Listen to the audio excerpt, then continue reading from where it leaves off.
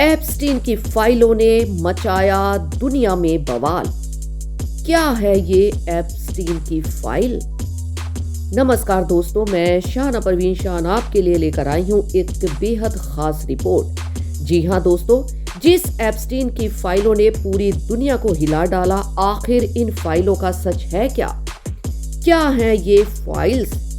इसी पर आज हमारी रिपोर्ट आपके सामने प्रस्तुत है।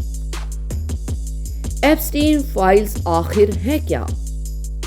दरअसल 2008 में एक 14 साल की लड़की के माता पिता ने पुलिस को बताया था कि जेफरी एप्स्टीन ने उनकी बेटी के साथ उनके पाम बीच वाले घर पर यौन हिंसा की थी।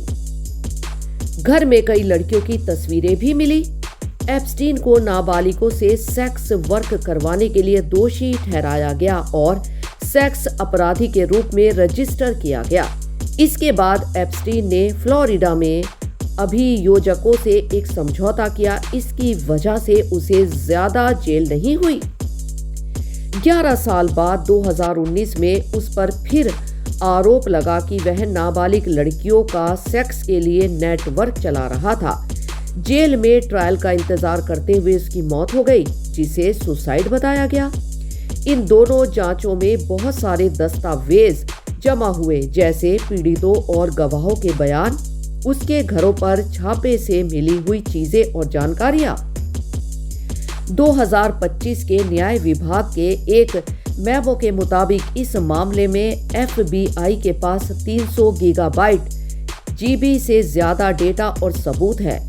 न्याय विभाग कहता है कि इनमें पीड़ितों की बहुत सारी तस्वीरें और वीडियोस हैं जो बच्चों के शोषण से जुड़ी हुई हैं।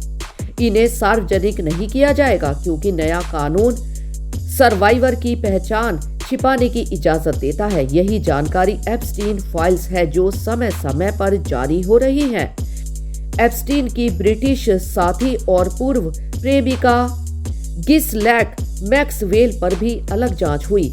उसे 2021 में एप्स्टीन के साथ मिलकर लड़कियों का यौन व्यापार करने का दोषी ठहराया गया है। अब हम आपको बताते हैं कि एप्स्टीन के बारे में अब तक क्या जारी हुआ है। एप्स्टीन फाइल्स से जुड़े 30 लाख नए दस्तावेज जारी किए गए हैं। कुछ सामग्री पहले ही सार्वजनिक हो चुकी है, जिनमें तस्वीरें भी शामिल हैं। इससे पहले कमेटी से एप्स्टीन की संपत्ति के हजारों दस्तावेज आए, जिनमें ज्यादातर ईमेल्स थे। सितंबर 2025 में एक बर्थडे बुक जारी हुई जिसमें ट्रंप के नाम वाला एक नोट था। हालांकि ट्रंप ने यह नोट लिखने से इनकार कर दिया। ट्रंप के राष्ट्रपति बनने के कुछ हफ्तों के बाद ही फरवरी 2025 में न्याय विभाग और FBI ने एप्स्टीन फाइल्स का पहला चरण जारी किया। कुछ दक्षिणपंथी प्रभावशाली लोगों को व्हाइट हाउस बुलाया गया, लेकिन उन्हें सिर्फ 341 पेज मिले, जो ज्यादातर पहले से सार्वजनिक रूप से उपलब्ध थे। इसमें एप्स्टीन के प्लेन के उड़ान रिकॉर्ड और उसके किससे संपर्क रहे यह बताया गया, लेकिन इसमें भी कुछ नाम छिपाए गए। अमेरिकी संसद में वोट एक डिस्चार्ज पिटीशन से हुआ, जिसमें 218 सांसदों के हस्ताक्षर जरूरी थे। 4 रिपब्लिकन और सभी 214 डेमोक्रेट ने हस्ताक्षर किए। 18 नवंबर को वोटिंग हुई और हाउस में 227-1 से बिल पास हुआ। लुइसियाना के रिपब्लिकन सांसद क्ले हिगिंस इकलौते ऐसे शख्स थे जिन्होंने इसका विरोध किया, जबकि कुछ सांसद वोट नहीं डाल पाए। हाउस के बाद सीनेट में बिना विरोध के यह पास हुआ और ट्रंप ने हस्ताक्षर किए। इस प्रक्रिया के बाद भी फाइलों का पूरी तरह से रिलीज होना मुश्किल था। अटॉर्नी जनरल पॉम बॉडी के पास अधिकार हैं कि वे किसी भी जानकारी को रोक सकती हैं जो जांच को नुकसान पहुंचाए या पीड़ितों की पहचान बताए। कानून में कहा गया है कि व्यक्तिगत जानकारी को रोका या छिपाया जा सकता है जो साफ तौर पर निजता में अनुचित तौर पर हस्तक्षेप करें। रिपब्लिकन कहते हैं कि एप्स्टीन से जुड़ी जांचों के नाम पर जानकारी रोकने या देरी करने की आशंका है। रिप्रेजेंटेटिव थॉमस मैसी ने कहा कि जांच के नाम पर जानकारी रोकने की कोशिश हो सकती है। वॉल स्ट्रीट जर्नल के अनुसार मई में अटॉर्नी जनरल पॉम बॉडी ने ट्रंप को बताया कि FBI दस्तावेजों में उनका नाम है। ट्रंप एप्स्टीन के पुराने दोस्त के अखबार ने लिखा कि नाम होना गलत काम का सबूत नहीं है। व्हाइट हाउस ने इसे फेक बताया, लेकिन रॉयटर्स को एक अधिकारी ने कहा कि ट्रंप का नाम होने से इनकार नहीं किया गया।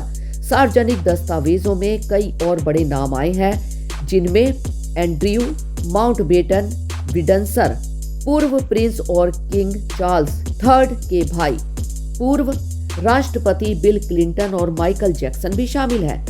क्लिंटन और ब्रिटिश राजघराने ने एप्स्टीन के अपराधों की जानकारी होने से इनकार किया। जैक्सन की 2019 में मौत हो चुकी है। सितंबर में जारी फ्लाइट लॉग ऐसे दस्तावेज जिनमें एप्स्टीन को स्वामित्व वाले निजी जेट विमानों के यात्रियों की सूची का विवरण दिया गया है, में एलन मस्क और माउंटबेटन विंडसर का नाम था। माउंटबेटन विंडसर ने गलत काम से इनकार किया, जबकि मस्क ने कहा कि एप्स्टीन ने उन्हें द्वीप पर बुलाया, लेकिन उन्होंने मना कर दिया। 12 नवंबर को जारी ईमेल में क्लिंटन के पूर्व ट्रेजरी सेक्रेटरी लैरी समर्स और ट्रंप के पूर्व सहयोगी स्टीव बैनन का नाम आया। समर्स ने कहा कि वे अब सार्वजनिक कार्यों से पीछे हटेंगे और उन्होंने एप्स्टीन से संपर्क रखने की गलती की जिम्मेदारी ली। ट्रंप का नाम भी कई बार आया, लेकिन उन्होंने भी हमेशा आरोप खारिज किए।